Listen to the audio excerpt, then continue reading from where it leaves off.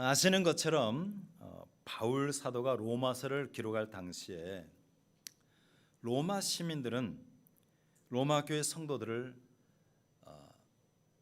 눈을 쪽 찢어지는 얼굴로 바라봤습니다. 아주 좋지 않은 관점으로 바라봤어요. 그리고 박해를 시작했습니다. 근데 처음부터 그런 것은 아니에요. 처음에는 기독교 공동체를 유대교의 한 아류로 봤어요. 한 분파로 본 거죠. 그리고 숫자도 아주 미미하고 영향력이 없는 사람들이 주로 다녔기 때문에 핍박할 이유가 없었습니다. 그런데 시간이 지나면서 그리스도인들은 자기들과 다른 가치관을 가지고 산다는 사실을 알게 되면서 문제가 됐어요. 예를 들면 그리스도인들은 로마 시민들과는 달리 온갖 장신구를 다른 그런 사치를 즐기지 않았습니다. 또 음주와 오락 그리고 성적인 타락을 극도로 경계했습니다. 여러분 로마 시대 사람들이 얼마나 식도락을 즐기고 인간은 자고로 식민지에서 뺏어온 것으로 공짜로 부자가 되면은 먹고 살게 되면은 반드시 타락의 길로 가게 돼 있거든요. 그리고 동성애와 가정을 지키지 않는 그런 무분별한 성적인 타락이 지금도 로마의 유적들을 발굴하면 그런 흔적들이 벽화 이런 것으로 많이 발견할 수 있어요. 근데 기독교인들은 그렇지 않거든요. 그리고 그들은 지금같이 이제 영화가 없잖아요.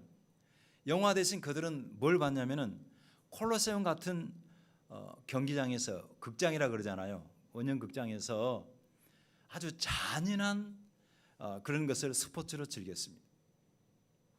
짐승을 죽인다든지 아니면 사람끼리 검투사 싸움을 시킨다든지.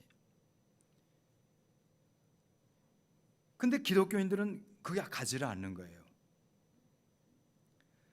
나가서 신전 제사도 드리질 않았습니다. 자기들이 다 하는 종교의식에 빠지는 거예요. 자기들끼리 모여서 하나님이 예배하는 겁니다. 그러다가 결정적인 사건이 터지죠. 로마에 대화재가 발생을 했는데 그것이 로마 황제의 소행이라고 하는 이상한 소문이 돌자 그 네로가 그리스도인들이 화재를 일으켰다고 누명을 씌운 것입니다. 그럴 만도 해요. 왜냐하면 기독교인들이 그렇게 구별된 생활을 하고 오직 주만 바라고 살았던 여러 가지 교리 중에 하나가 이 종말론적인 신앙이 있습니다. 종말론적인 신앙. 이런 종말론이 되면 어떻게 됩니까? 하나님이 유황불로 세상을 심판한다고 하는 그런 교리가 있거든요. 그러니까 봐라, 기독교인들이 그런 하나님의 심판이 없는데 심판이 있는 것을 만들기 위해서 로마에 불을 질렀다. 이렇게 하면서 기독교인들에게 이제 비난의 화살을 돌리기 시작합니다. 그러니까 기독교인들이 거기에 희생양이 되는 거예요. 그 밖에도 그 뒤에 이제 벌어지긴 했지만은 기독교인들을 박해하는 구실이 참 다양했습니다. 그 중에 하나가 기독교인들은 식인종들이다. 왜?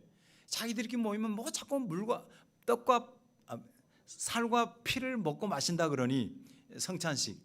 그래가지고 이제 이걸 식인종이라 그러고 기독교인들은 자기들끼리 모여서 사람들 다 형제자매라고 부른다. 아주 음란한 공동체다. 이렇게 뒤집어 씌우는 거예요. 자, 이러면서 박해를 받을 때 로마 교회 성도들이 얼마나 분통 터지고 억울하고 화가 났을까요? 자, 그럼에도 불구하고 바울 사도는 그런 로마 교회 성도들을 상대로 해서 이 말을 하는 것입니다. 우리 17절 읽습니다. 시작.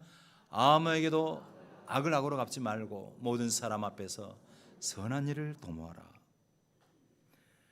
아무에게도는 누구를 가리키는 거예요? 그들을 박해하는 사람들, 굉장히 지금 리얼러티한 거예요. 현실적인 이야기예요. 그런 사람에게 절대 악으로 갚지 말아라. 도리어 선한 일을 하라. 이런 말을 하면은 그럴 거예요. 많은 사람들, 요즘 사람들 어떻게 악을 선으로 갚는단 말입니까? 이는 이로 갚아야 되고 눈은 눈으로 갚아야 하는 게 그게 정당방위 아닌가요? 악을 선으로 대하면 이 시대 바보가 됩니다. 그렇게 되면은 무능한 패배자가 되는데 어떻게 그렇게 살 수 있어요?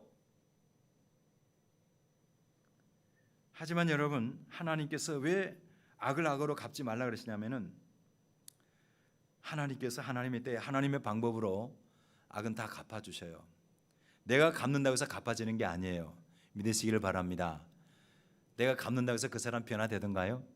내가 갚는다고 해서 내 분이 풀리던가요? 절대 그렇게 되지 않습니다. 만약에 우리가 악을 악으로 갚게 되면 나도 악한 사람이 되는 거예요.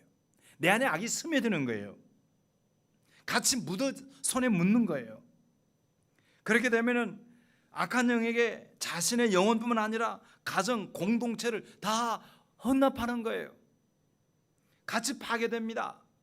그래서 주님이 말씀하신 게 이겁니다. 21절 시작. 악에게 지지 말고 선으로 악을 이기라. 할렐루야. 악을 악으로 이기지 말고 선으로 악을 이기라는 거예요. 물론 이렇게 하다 보면 선으로 악을 이기라, 이 말씀이 이제 지배했던 그 로마 교회는, 이 말씀을 믿었던 로마 교회 성도들은 정말 오면은 뭐예요? 그냥 잡혀간 거예요. 정말 그들이 잡아가서 죽이면 그냥 목숨을 내 건 것입니다. 육체적으로는 지는 것이죠. 하지만 영적으로는 승리한 것입니다. 오늘날처럼 생존 경쟁이 치열한 사회를 살아가는 우리가 어떻게 하는 것이 오늘 본문의 스토리를 내 삶의 승리로 바꿀 것인가 잘 기억하시고 여러분 삶의 지침으로 삼았으면 좋겠습니다. 진정한 승리를 위해서 첫 번째 요소는 뭐냐면 미워하지 않고 사랑하는 것입니다. 우리 같이 20절을 보겠습니다. 시작. 내 원수가 줄이거든 먹이고 목마르거든 마시게 하라. 그리함으로 내가 숯불을 그 머리에 쌓아 놓으리라. 여기서 지금 원수는 누구를 가리킵니까? 그들을 박해했던 로마의 시민들을 말하는 거예요. 당시에 박해가 널려 있었어요. 자, 그들이 배고파하면은 먹이라는 거예요. 목말라 하면은 마시게 하라는 것입니다. 원수를 미워하지 말고 적극적으로 사랑하는 편을 이렇게 말하는 거예요. 그렇게 해서 그들에게 머리에 숯불을 얹게 해라. 숯불을, 여러분 숯불을 머리에 얹게 되면 어떻게 돼요? 이거는 관용어적인 표현입니다. 잠언서에도 이 표현이 있어요. 유대인들이 이건 무슨 말이냐면 얼굴이 화끈거리다 그런 뜻입니다. 여러분 뜨거운 그 쬐면 얼굴이 화끈거리잖아요. 부끄러움을 느끼게 하라 그런 뜻이에요. 부끄러움을 느끼게 하라. 그들이 회개하는 마음이 생길 정도로 도리어 사랑으로 대하라는 것이에요. 여러분 우리가 주의할 것이 있습니다. 어떤 사람이 나에게 악을 행할 때에 그 악과 악을 행하는 사람을 구별해야 됩니다. 그러니까 악을 행하는 걸 보면서 사랑까지 미워해서는 안 된다는 것이죠. 간혹 상대방이 나에게 아픔을 줄 때에 상대를 갖다가 그 행함과 그 사람을 동일하게 생각을 하고 함께 저주하고 증오하는 경우가 있습니다. 더 심하게 복수하려고 하는 마음이 들 때도 있어요. 이것은 여러분요 크리스찬으로서는 패배하는 길입니다. 십자가에 돌아가신 예수님을 생각해 보세요. 정말 악이 승리합니다. 얼른 보면은 대제사장 가야바가 예수님의 뺨을 때리고 그를 이제 관정으로 끌고 가잖아요. 예수님을 판 가룟 유다가 이긴 것 같습니다. 사형 언도를 내린 빌라도가 이긴 것 같고 예수님을 십자가에 못 박았던 로마 군인이 다 승리한 것 같습니다. 하지만 십자가에 달리신 예수님께서 십자가 위에서 그 아래 있는 사람들을 불쌍히 여기면서 이 말을 하십니다. 같이 우리 누가복음 23장 34절 읽겠습니다. 시작. 아버지 저들을 사하여 주옵소서. 자기들이 하는 것을 알지 못함이다 하시더라. 여러분 이것이 우리가 보면은 주님이 그냥 불쌍히 여겼다고 생각할지 모르지만은 그게 아니에요. 고대 사회에서는 용서는 패배자가 하는 것이 아니라 승리자가 하는 덕목입니다. 특히 로마 사회에서는 더더구나 그랬어요. 여러분 그러잖아요. 패배한 자가 누구를 용서할 수 있는 능력이 없잖아요. 승리자가 용서하는 거예요. 예수님이 진정한 승리자였습니다. 그러니까 우리가 누군가가 악을 행할 때에 나를 괴롭게 하고 몹살게 굴는 사람이 있거든. 여러분이 교회 나간다고 해서 박해하는 사람은 없잖아요. 자고로 뭔가 힘들게 하는 사람이 있거든. 잘 기억해 보세요. 미워하지 말고 사랑하세요. 그렇지 않으면 그것도 우리에게 큰 허물이 돼요. 빌리그레임 목사님이 어느 교회에서 설교를 마치고 나오는데, 빌리그레임 목사님 아시죠? 우리나라 1980년도 초에 엑스포로 한국 그 해가지고 여의도에 정말 한 100만 명 이상이 모였던 어마어마한 집회를 했죠. 그 목사님이 어느 교회에서 설교를 마치고 나오는데 그 교회 교인이 질문했습니다. 목사님, 우리 교회 교인 중에 자주 술에 취해서 덕을 세우지 못하는 사람이 있습니다. 그런 사람을 어떻게 하면 좋겠습니까? 그러자 빌리그레임 목사님이 대답했어요. 성경에 술에 취하지 말라고 했으니 성경대로 권해서 들으면 좋지만 듣지 않으면 책벌해야지요. 책벌이 뭔지 아시죠? 벌을 내리는 겁니다. 그러나 그 다음이 중요해요. 성경은 술 취하지 말라고만 하지 않고 성령 충만을 받으라고 했으니 성령 충만함 받지 못한 사람도 함께 벌해야 됩니다. 감동이 없어요? 우리는 술 취한 것만, 우리 성경 에베소서 5장 18절에 나와 있잖아요. 술 취하지 말라 이는 방탕한 것이니 오직 성령의 충만을 받으라. 여기서 여러분요, 강조한 게 뭔지 아세요? 오직이라는 말이 들어가면 헬라어 문법에서 이 뒤에가 훨씬 더 중요해요. 술 취하지 않는 것도 중요해요. 더 중요한 게 뭐예요? 성령 충만을 받아야 돼요. 근데 우리는 흔히 어떻게 합니까? 뭔가를 잘못하면 그 잘못한 것에 대해서는 하나님 앞에 온갖 이야기를 다, 하나님 저 사람 이거 저것도 잘못이 많아. 근데 잘못한 사람을 미워하는 것에 대해서는 뭐예요? 그걸 죄라고 생각하지 않는 거예요. 그건 잘못된 거라 이 말이에요. 그런 관점에서 크리스찬은 삶 속에서 사람을 대해야 되는 것입니다. 이것이 바로 산제사가 된 삶의 모습인 거예요. 여러분, 미워하면 지는 것입니다. 사랑하면 승리자가 됩니다. 그거 아세요? 내 안에 미움이 들끓게 되면 내 건강이 상합니다. 여러분, 누군가를 막 미워하게 되면 마음이 평안해요? 속이 시원하던가요? 미워하면 데미지가 남잖아요. 그리고 미워하면 내 몸에 내 몸을 죽이는 그런 안 좋은 호르몬들이 엄청나게 나오잖아요. 그렇게 되면 건강을 잃어요. 그리고 판단력도 잃습니다. 내가 그동안 했던 모든 재능, 은사, 그리고 헌신들, 그 수고했던 모든 것들이 다 물거품이 되어버리는 거예요. 그러니까 누군가를 미워하지 않고 사랑하는 것은 그 사람을 위할 뿐만 아니라 자기 자신을 위해서도 절대적으로 유익한 것입니다. 만약 여러분 정말 미워 죽겠는 사람이 있거든, 그 사람 없지요? 정말 미워 죽겠는 사람이 있거든, 한번 이렇게 보세요. 그 사람의 장점을 한번 기록해 보세요. 장점을. 분명히 미운 사람이라 할지라도 장점은 있어요. 그것을 한번 기록을 해보고 그것을 매일 읽어보세요. 그리고 그걸 생각하고 그 사람을 축복해 보세요. 그러면 미움으로부터 자유롭게 될 것입니다. 그래도 밉다 그러면, 그래도 힘들면은 그 사람을 떠올리면서 이렇게 반복해 보세요. 이 부분은 제가 어느 책을 보다가 그대로 베껴왔어요. 굉장히 그 마음에 남는 게, 첫 번째 뭐냐면 그 사람도 나처럼 자신의 삶을 위해 행복을 찾고 있겠지. 그 사람이라고 불행하기를 바라는 건 아니거든요. 행복을 찾고 있겠지. 그 사람도 나처럼 살면서 고통을 피하려고 노력하고 있겠지. 세 번째, 그 사람도 나처럼 슬픔, 외로움, 그리고 절망을 알고 있겠지. 네 번째, 그 사람도 나처럼 자신의 목적을 달성하기 위해 노력하고 있겠지. 다섯 번째, 그 사람도 나처럼 인생에 대해 조금씩 더 배워가고 성장하고 있겠지. 사랑하는 성도 여러분, 하나님은 거듭난 백성들에게, 구원받은 백성들이 원수가 없기를 원하십니다. 그것이 주님의 바라심이에요. 그래서 우리가 18절에 보면 할 수 있거든 너희로서는 뭐요? 모든 사람과 더불어 화목하라. 몇 사람, 내가 좋아하는 사람, 내 취향이 맞는 사람이 아니라 뭐요? 모든 사람과 더불어 화목하라는 거예요. 여러분의 한평생, 남은 한평생, 지금까지는 어쩔 수 없다 치지만 몰라서니까 앞으로 원수가 없기를 바랍니다. 그러면 또 속으로 나는 원수는 없는데 왼수 있어요. 왼수. 미운 사람이 없어야 내가 자유인이 되는 거예요. 내가 누군가를 미워하면 나는 미움의 노예가 되는 거예요. 우리는 은혜의 백성이잖아요. 미움의 백성이 아닌 사랑의 백성으로 살아가기를 주 이름으로 축복합니다. 이런 사람이 승리의 사람인 거죠.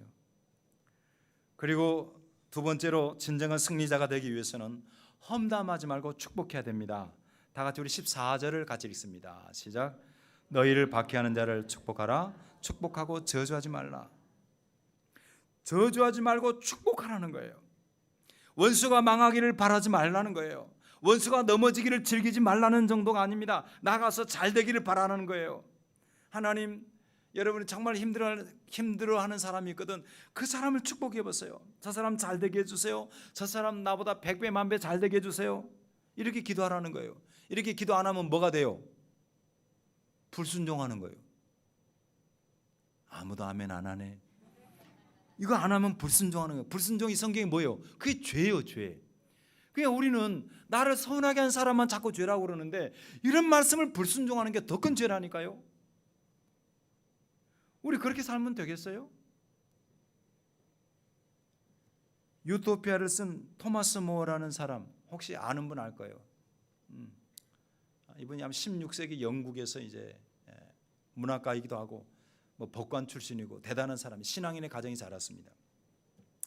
그가 교수형을 당하게 됩니다. 뭐 정치적인 그다음에 신앙적인 일에 묶여가지고 교수형을 당했는데 사형 집행관이 와서 말합니다. 당신에게 이 땅에서 마지막 소원이 있다면 지금 말하시오. 그때 그가 유명한 말을 해요. 그 토마스 모어가 하는 말이 성경에 보면 스데반이 죽을 때에 사도 바울은 이를 합당히 여기고 죽이는 일에 가담했습니다. 다시 말해 사도 바울이 스데반을 죽였지요. 그런데도 스데반은 끝까지 천사의 얼굴을 하면서 죽이는 자를 위하여 용서의 기도를 합니다. 나중에 그 사울이 변하여 바울이 되고 마침내 그도 결국 복음을 위하여 순교하게 되었습니다.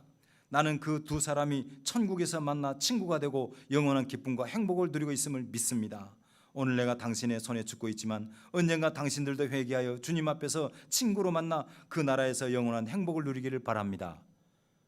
무슨 말인지 따라 들으셨어요? 여러분 아시는 것처럼 스데반 집사가 사도행전 7장에 스데반 집사 나오죠. 그가 죽게 된 원인이 그 죽이는데 앞장선 사람이 사도 바울, 그 사울이었을 때 사도 바울이 어떻게 갑자기 예수 믿게 됐을까? 물론 하나님의 주권이지만 이 부분도 있어요. 스데반 집사가 그를 용서해달라고 축복 기도를 하거든요. 결국 그가 예수를 믿잖아요. 그래서 그도 예수 때문에 순교당합니다. 스데반 집사도 예수님 때문에 순교당했어요. 천국에 가면 원수로 만날까 친구로 만날까? 이 땅에서는 무슨 관계였어요? 원수도 그런 원수가 없지. 돌로 쳐 죽였으니까. 하늘나라에서는 뭘로 만나요? 친구로 만날 텐데. 그와 같이 토마스 모어가 하는 말이 당신이 지금 나를 죽이지만 나는 복음을 위해서 가는데 당신도 예수 믿으면 회개하고 예수 믿으면 하늘나라에서 뭘로 만나요? 친구로 만나겠지. 옆 사람하고 인사합니다. 우리 모두 친구로 만납니다. 시작. 지금 여러분 원수 아니야. 원수가 아닌데 아무튼 친구로 만나야 돼. 친구로 만나야 돼요. 한마디로 토마스 모어는 이렇게 해서 선으로 뭐요? 이게 선으로 악을 이기는 거예요.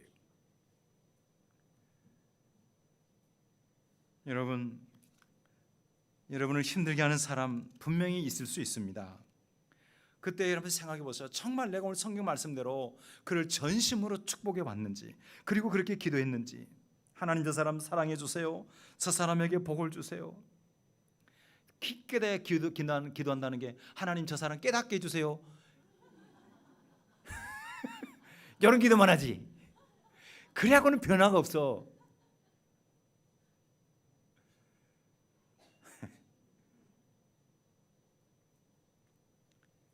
이렇게 하면요, 이렇게 저 사람 사랑해 주세요, 복 주세요로 기도하면 그 순간 먼저 하나님과 내 관계가 먼저 열려요. 왜? 순종하니까.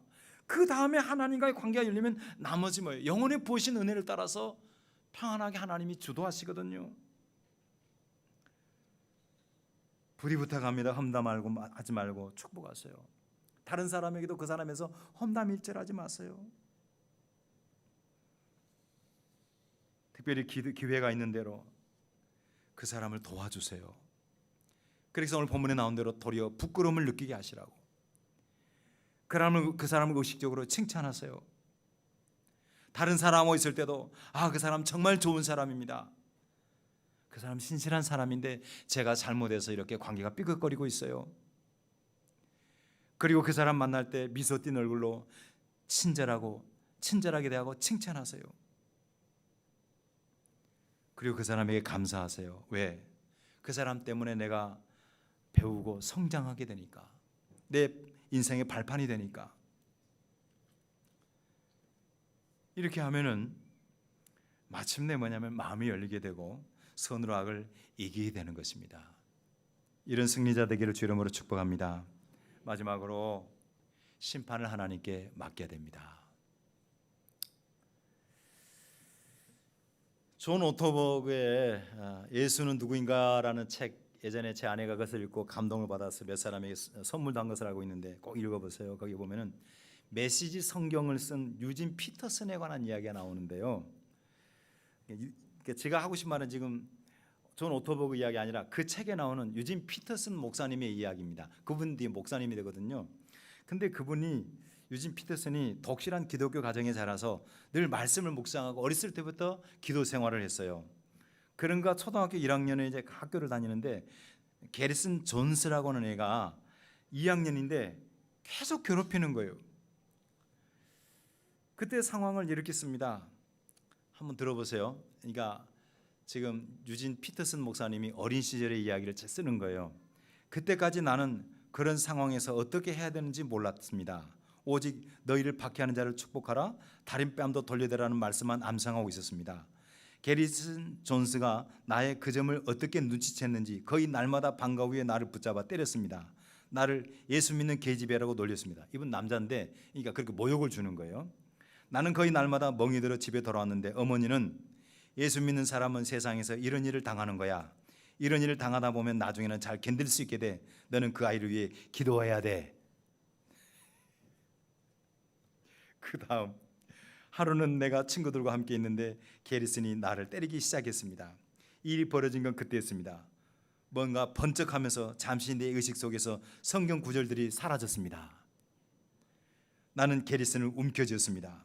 2달 놀랐지만 내가 그보다 힘이 셌습니다. 나는 그를 바닥에 쓰러뜨린 뒤 가슴에 올라타고 앉아 무릎으로 2발을 찍어 눌렀습니다. 2팔을, 상상이 되죠?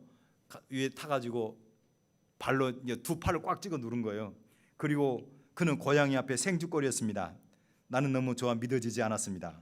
주먹으로 그 얼굴을 쳤습니다. 지금 말씀이 생각 안 나니까 기분이 좋았습니다. 다시 쳤더니 코피가 확 뿜어나왔습니다. 흰 눈발을 적시는 빨간색이 멋있어 보였습니다. 내가 게리슨에게 삼촌이라고 불러봐 했더니 그는 말하려 듣지 않았습니다. 말하려 듣지 않은 게 전혀 말 안 한 거예요. 한 방 더 갈겼습니다. 피가 더 나왔습니다. 그때 내가 받은 기독교 교육이 생각났습니다. 그래서 말을 바꿨습니다. 나는 예수 그리스도를 내 구주와 주님으로 믿습니다. 그렇게 말해봐. 그는 말하려 들지 않았습니다. 다시 때렸습니다. 피가 더 나왔습니다. 나는 예수 그리스도를 내 구주와 주님으로 믿습니다라고 어서 말해. 결국 그는 따라했습니다. 게리슨 존스는 내가 최초로 그리스도인으로 회심시킨 사람이었습니다. 여러분, 이런 이야기 들으면 막 재미있고 통쾌하죠. 여러분, 그런데 이것은 사랑이 아니에요. 이 강제 개종은 뒤끝을 보장하지 못합니다. 예수님을 마음에 영접한 사람, 그래서 예수님이 정말 나에게 왕이 된 사람은요, 악에게 지지 않고 선으로 악을 이길 수 있어요. 왜? 19절 같이 읽습니다. 19절 시작. 내 사랑하는 자들아, 너희가 친히 원수를 갚지 말고 하나님의 진노하심에 맡기라. 기록되었으되 원수 갚는 것은 내게 있으니 내가 갚으리라고 주께서 말씀하시니라. 아멘. 우리 마음에는 본능적으로 하나 맞으면 때려주고 싶은 마음이 있어요. 상대방이 선하면 나도 선하게 대하고, 상대방이 악하면 나도 악하게 굴고, 상대방이 때리면 나도 때리고, 미워하면 나도 미워하고, 그런 본능이 있어요. 하지만 성도는 이제 정말 우리가 정말 예수 안에서 의로 믿음으로 구원받았다 그러면 역할 분담을 할 줄 알아야 돼요. 역할 분담. 그게 뭡니까? 성도는 성도의 역할이 있고 하나님은 하나님의 역할이 있어요. 성경에 보니까 원수 갚는 것은 누구의 역할이에요? 하나님 역할. 아멘. 따라요. 원수 갚는 것은 하나님의 역할. 나의 역할은 사랑하고 용서하는 것. 아멘. 아멘 하셨습니다. 그래야 영적으로 승리할 수 있어요. 어떻게 이런 일이 가능합니까? 성령 충만하면 돼요. 성령 충만하면. 우리가 누군가를 미워하고 분노에 가득 찼을 때는 절대 성령 충만하지 않습니다. 그래서 지난 시간에 로마서 12장 11절에 그 말씀을 제가 현대어로 풀어줬잖아요. 다시 한번 읽겠습니다. 시작. 열심을 내어 부지런히 일하며 성령으로 뜨거워진 마음을 가지고 주님을 섬기십시오. 그냥 열심을 품고라는 단어인데 그게 사실은 성령으로 달구어진 그런 뜻이라고 말씀을 드렸어요. 성령으로 달구어져야 돼요. 뜨거워져야 돼요. 그렇게 되면은 사랑할 수 있어요. 그렇지 않으면은 절대 인간적으로는 안 돼. 축복할 수도 없어요. 제가 오래전에 이제 같이 노예 활동을 하셨던 지금 고인이 되었던 이윤호 목사님이라는 분이 계십니다. 이분이 예수 믿기 전에 동네 깡패였어요. 동네 깡패. 술을 너무 많이 먹어가지고 간이 녹아가지고 그 때문에 돌아가셨는데, 이분이 예수를 믿고 난 다음에 동네 같은 이제 분풀이를 못 하잖아요. 예전에는 동네들이 자기가 지나가면 전부 와서 무조건 인사 안 하면 막 다 두드려 패는 그런 아주 무골이에요. 무골 기질이. 근데 예수를 믿고 이 사람이 변화됐어요. 좀 지났더니 애들이 자기를 무시하고 있는데 아무런 반응할 수가 없는 거예요. 그래서 하나님 앞에 기도했대요. 하나님, 예수 믿고 쪼다됐습니다. 자기가 죽어진 거예요. 자기가 죽은 거예요. 여러분, 우리가 처음에 이야기했잖아요. 그러므로 형제들아, 내가 하나님의 모든 자비하심을 너희를 권하노니 너희 몸을 하나님이 기뻐하시는 거룩한 뭘로? 산 제물로. 제물의 특징이 뭐예요? 죽어야 되는 거예요. 죽었지만은 산 제물이 바로 그런 것입니다. 성령 충만한 거예요. 예수로 충만할 때 선으로 악을 이길 수 있습니다. 아까 제가 잠깐 말씀드렸습니다. 스데반 집사가 유대인들이 던진 돌에 맞아서 순교하는 장면을 보세요. 사도행전 7장 59절에 60절에 보면은 시작. 그들이 돌로 스데반을 치니 스데반이 부르짖어 이르되 주 예수여 내 영혼을 받으시옵소서 하고 무릎을 꿇고 크게 이르되 주여 이 죄를 그들에게 돌리지 마옵소서 이 말을 하고 자니라. 스데반이 순교할 때 그 자기에게 돌을 던지는 그 무리들을 갖다 용서해 달라고 그 앞장서는 사람을 오히려 저주하지 않고 축복했었던 비결이 뭐냐면 예수로 충만한 거예요. 예수로. 우리 노래 잘하죠. 예수로 충만. 예수로 충만. 말로 충만하면 안 돼. 내 인격과 삶에 그분으로 충만해야 원수를 사랑할 수 있습니다. 그런 사람이 진정한 승리자가 되는 거예요. 그런 사람이 진정한 자유자가 되는 것입니다. 말씀을 맺습니다. 자, 우리는 하나님 나라 공동체로 부름을 받으셨습니다. 이게 지금 이제 로마서 12장 이후의 특징이잖아요. 세상 나라에 속하지 않고 세상에 살지만은 예수를 믿고 하나님 나라 공동체 교회가 됐어요. 교회 다니는 사람들의 특징적인 모습 중에 하나가 오늘 보면 뭐예요? 원수를 사랑하는 것입니다. 원수를 사랑하고 축복하는 것입니다. 심판을 온전히 하나님께 뭐예요? 내어 맡기는 것입니다. 잊어버릴라. 이 인사 다시 한번 하겠습니다. 사랑해요, 축복해요, 감사해요. 시작. 이것이 바로 예수의 왕권을 인정하는 사람의 방언입니다. 부디 남은 생애 동안 많이 사용하셔서 젊고 건강하시고 진정한 승리를 경험해서 평강 가운데 영육이 하나님의 복을 받기를 주의 이름으로 축복합니다. 우리 같이 한 음성을 한번 기도하시겠습니다. 오늘 기도하실 때에 본문 말씀을 기억하시면서 사실 살다 보면은 여러분의 마음을 힘들게 하고 아프게 하는 사람 많이 있습니다. 원수도 그런 원수가 따로 없다고 하는 사람 많아요. 그러나 오늘 성경에 보면은 바울은 그들을 죽이려고 하는 로마 교회 성도들 향해서 그 죽이려고 하는 사람들을 미워하지 말고 사랑해라. 도리어 먹이고 마시게 하고 주님이 누구신지 예수 믿는 사람의 모습이 무엇인지를 보여라. 그래서 그들로 하여금 부끄럽게 해라. 험담하거나 절대 하지 말고 오히려 축복의 말을 해라. 심판을 주님께 맡기라. 찔리는 마음이 저에게도 있고 우리 모두에게 있을 것입니다. 주여, 내 힘으로는 알 수 없습니다. 성령으로 달궈지게 하시고 예수로 충만하게 하옵소서. 다시 통성으로 기도하시겠습니다. 할렐루야. 거룩하시고 존귀하신 하나님 아버지, 미움을 가지고는 우리가 주님을 섬길 수가 없습니다. 미움 가지고는 우리의 평강이 없고 우리의 몸을 상하게 할 뿐입니다. 아버지 하나님, 아버지 하나님, 부부간에 혹은 이웃간의 공동체 안에서 여러 가지 불평과 원망과 미움이 우리를 사로잡을 때가 많습니다. 불쌍히 여겨 주시고 은혜를 베풀어 주옵소서. 하나님 아버지여, 기도합니다. 정말 아버지, 우리가 누군가를 대할 때에 미워하지 말고 사랑하고 험담하지 말고 축복하고 심판 온전히 하나님께 맡기고 아버지의 공동체의 백성으로서 하나님 나라 시민으로서 은혜의 사람으로 상주할 수 있도록 하나님 도와 주시옵소서. 그러므로 말미암아 하나님이 주신 평강, 하나님이 주신 자유, 하나님이 주신 은혜로 온전히 하나님을 기쁘게 하며 영화롭게 하는 성도로 살아가게 하옵소서. 예수님의 이름으로 기도합니다. 아멘. 하나님 아버지, 감사합니다. 주님, 오늘 우리가 말씀을 통해서 많은 찔림을 받습니다. 누군가 미워하는 사람이 있을 때 미워하는 것이 당연하다고 생각을 하고 하나님께 고작 기도하는 것이 그 사람이 깨닫고 변화되기를 기도하지만은 오늘 성경은 우리에게 전혀 다른 것을 주문합니다. 미워하지 말고 사랑해라. 험담하지 말고 축복하라. 그리고 심판은 하나님께 맡기고 예수님을 왕으로 모신 자답게 살아라. 이것이 바로 주님이 바라시는 성도의 산 제물의 모습입니다. 주님, 우리가 그동안 그렇지 못했습니다. 회개합니다. 용서하여 주시옵소서. 오늘 배웁니다. 이렇게 사랑하고 이렇게 축복하며 이렇게 맡기고 살게 도와 주시옵소서.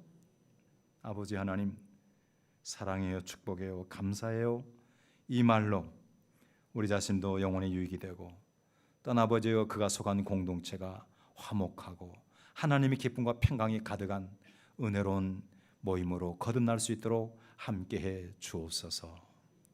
우리가 거하는 모든 곳이 하나님 나라로 가득하기를 예수님의 이름으로 기도드립니다. 아멘.